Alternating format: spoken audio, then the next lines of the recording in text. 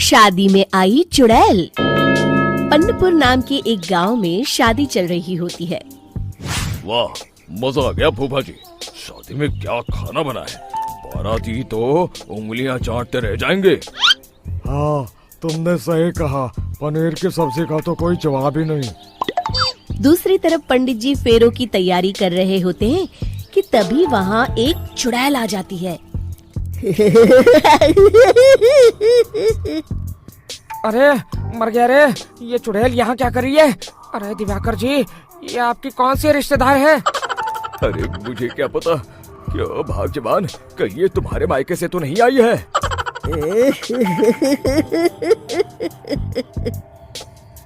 तुम लोगों की इस गांव में बारात लाने की हिम्मत कैसे हुई? मेरे रहते इस गांव में किसी की शादी नहीं हो सकती। अब तुम लोग देखो मैं क्या करती हूँ। अरे मर गया रे, मैंने सुना है ये जबान की पक्की है। भागो रे भागो, वरना ये चुड़ैल किसी को नहीं छोड़ेगी।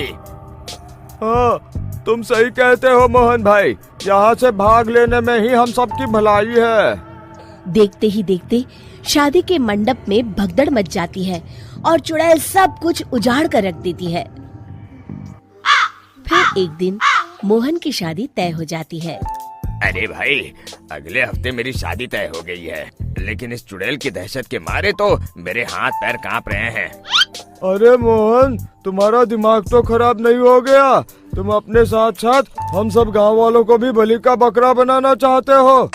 उस चुड़ैल के रहते तुमने अपनी शादी के बारे में सोच भी कैसे लिया?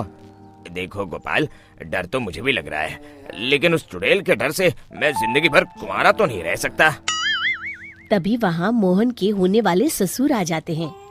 अरे ससुर जी, आप? देखो, अब तक मैं तुम्हारा ससुर बना नहीं हूँ और शायद बनूंगा भी नहीं। ये आप क्या कह रहे हैं? मैंने तो शादी का कोड भी सिलवा लिया है।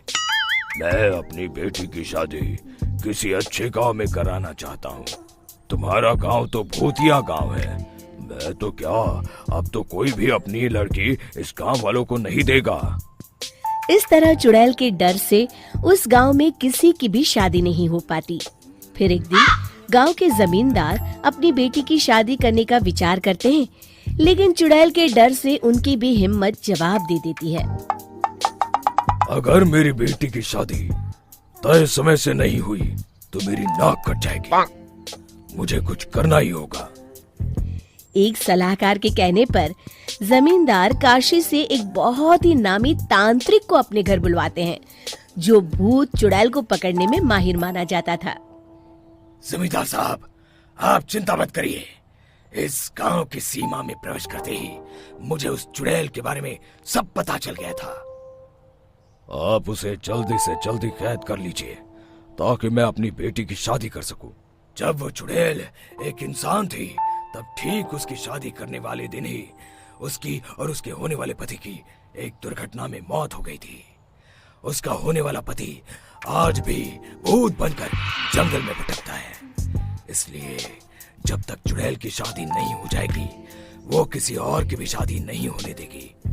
ये आप क्या कह रहे हैं? अगर वो भूत भी हमारे गांव में आ गया तब हमारा क्या होगा? ये आदमी बीच में बहुत बोलता है, इसे बाहर निकालो। उसके बाद तांत्रिक बताते हैं कि अगर उस भूत के साथ चुड़ैल की शादी करा दी जाए तो वो चुड़ैल हमेशा हमेशा के लिए उस गांव को छोड़कर चली जाएगी।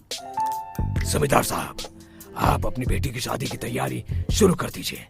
मैं कुछ गांव वालों को अपने साथ लेकर उस भूत को ढूंढने जंगल की ओर जाता हूँ। इस तरह जमींदार निश्चित होकर अपनी बेटी की शादी करवाने लगते हैं, लेकिन तभी वहाँ चुड़ैल आ जाती है। मैंने तुम गांव वालों को समझाया था ना कि इस गांव में कभी कोई शादी नहीं करेगा।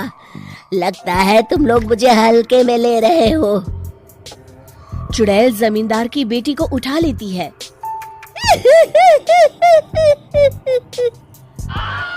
अब देखती हूँ बिना दुल्हन के तुम लोग शादी कैसे करोगे। मैं इसे अपने साथ ले जा रही हूँ। छोड़ मुझे, पिताजी, मुझे बचाइए। अरे कोई मेरी बेटी को बचाओ। तभी तांत्रिक उस भूत को लेकर वहां पहुंचता है। अरे भाग्यवान, रुको, इन मासूमों को परेशान मत करो, मैं आ गया हूँ, अब तुम मेरे साथ चलो। चुड़ैल बहुत खुश हो जाती है। आप आ गए, चलिए अब हम मंदिर में चलकर शादी कर लेते हैं। अरे अरे अरे अरे, ये क्या कह रही हो?